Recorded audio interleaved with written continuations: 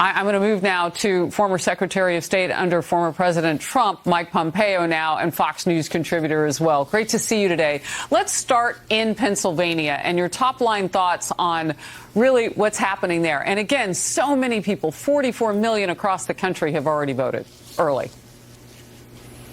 Well, Harris, it's great to be with you. This is a big day. I hope everybody will get out and vote, do the right thing. They're part of democracy. I think what's going to happen in Pennsylvania is consistent with what's going to happen all across America. As people are sick and tired of what the Democrats have wrought on them, on their families.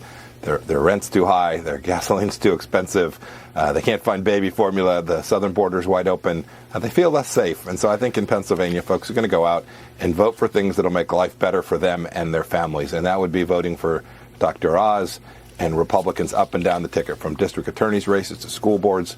All across the country, America is sick and tired of what the Democrats have done. They haven't listened to the American people, and I think America is going to reject those ideas here by 8 o'clock tonight Eastern time in Pennsylvania. Now, I would have to imagine that's some of your closing message. I'm looking at a list right now, and it's only a partial list of how many people you have been on the stump for recently. President Biden didn't get out nearly as much as you did. You got invited everywhere. Most recently, you were here in New York with Lee Zeldin. What did you see when you were here for the Republican in a very blue state?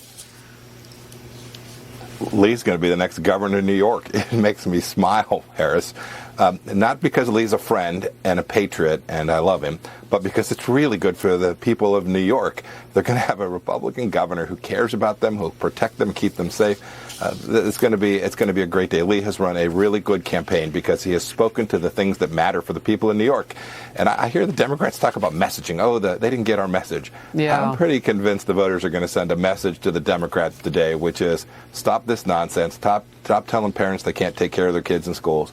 Keep our streets safe, and America will be a better place. And I hope that Governor Zeldin is the answer when we wake up tomorrow morning.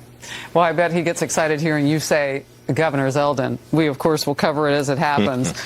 You said one word twice, and it's an important word, not just because we're in New York right now, where I am, but across the country, and particularly Democrat-led cities. You said the word safe. Yeah. American people can feel that. When you go to a Walgreens and everything is locked up, when you tell your kid, no, I don't think you can ride the subway. Why don't you pay a little bit more and take a taxi or an Uber, or make sure you walk with 8 or 10 friends. Those things change people's lives. They change the way we live. You can't go out and do the things. And it's not just in New York. It's in big cities all across the country. It's in smaller urban areas too. The American people want to feel like the world is in control. And whether it was the 13 Americans killed in Afghanistan or the war in Europe, we didn't have those things just 2 years ago, and I think people feel less safe. You see challenges in recruiting in our military today. All of these things are manifested because the Democrat Party has walked away from the central traditions of our country, and the American people can feel it. We are looking right now, and as you and I talk, we'll be popping up different polling stations. This is live in Madison, Wisconsin. Of course, Wisconsin is having a big Senate race, too. It's going to play a role potentially in the control of the Senate with Ron Johnson and Mandela Barnes there. Barack Obama, former president, recently going to shore up Mandela Barnes after he said some pretty explosive things about crime. So you're talking about that safety. It's certainly an issue there. So I thought I'd mention that since that live picture's on the screen.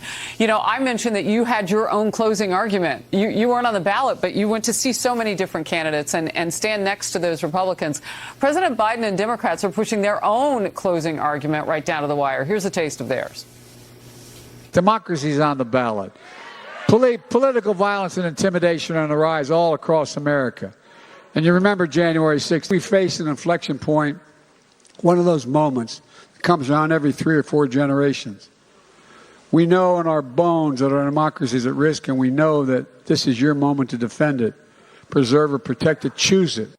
Well, maybe he can feel that closing argument in his bones, but some people in his own party say that won't get it done. Watch this.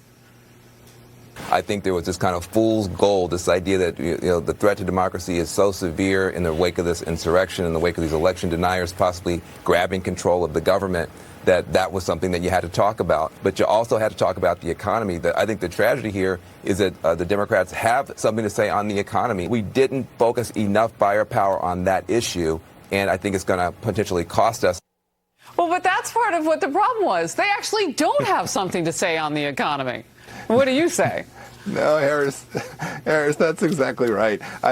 What are you going to say about an economy that is thriving at a 10% inflation rate, that 401ks are down, that home heating oil in the Northeast may be scarce and really expensive? It gives me no joy to watch people suffer, but it's remarkable to me to watch the Democrats now talking about messaging when the reality is that it's about actions and deeds. It's about things that are real to the American people, and to have some fight about who said what and who prioritized something. The American people know what the priorities are. Leaders should listen to them, and they should deliver good outcomes. And the Democrats have clearly failed to do that all across the country. And so I think we're going to see governor's races, school board races. You mentioned Wisconsin. I think that governor's race is going to be closer than anybody thought. I think it's going to be a night where the American people stand up and say, these are the things that matter to us. We're prepared to go defend and fight for them, and we're going to vote those people out who made our lives less safe and less prosperous. I've been talking to voters getting ready for election night tonight. We'll have a live audience. It's called Voters' Voices. And what they're telling me is the school board issues really matter to them. And some of them are going to vote split ticket based on that, which is, I'm in a cobalt blue state, but if they're willing to go across the aisle on that issue, that means in areas where Democrats are in trouble farther up the ticket with the issue of parents and education, they could really get bitten hard. I want to get to this. The president has railed against Republican election deniers. And we all know the Democrats have a history of this. The president will continue to call attention to the threat to democratic integrity and to public safety posed by those who deny the documented truth about election results and those who seek to undermine public faith in our system of government. Right-wing extremists already have a plan to literally steal the next presidential election. This is not a speech of concession, because concession means to acknowledge an action is right, true, or proper. Now that is rich, Secretary Pompeo, because we have plenty of video of Stacey Abrams denying the last race she was in and why she lost. Yeah, and she's going to lose again. This sounds pretty darn desperate to me, Harris. We all know that there's a process, a legal process. This should be followed in full, and when we do, we should recognize the results of these elections.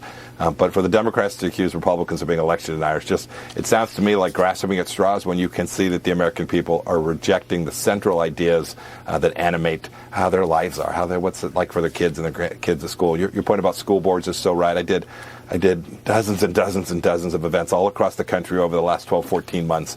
And you saw parents saying, Mike, I'm going to run for school board. My cousin's going to go get involved, going to go to the PTA meeting.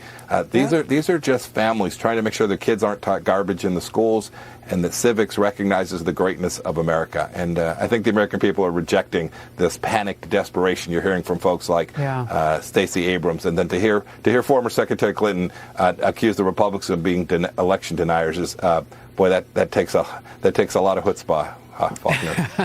I think you're being kind with the way you put that. All right. Yes, Ms. Faulkner, I absolutely am. I'm trying to be generous. It's a good day for America. Generosity plus accuracy. I think that's leadership. All right, Secretary Pompeo, thank you very much. It's great to have you in focus. Harris, thank you, ma'am. Have a wonderful day. You too.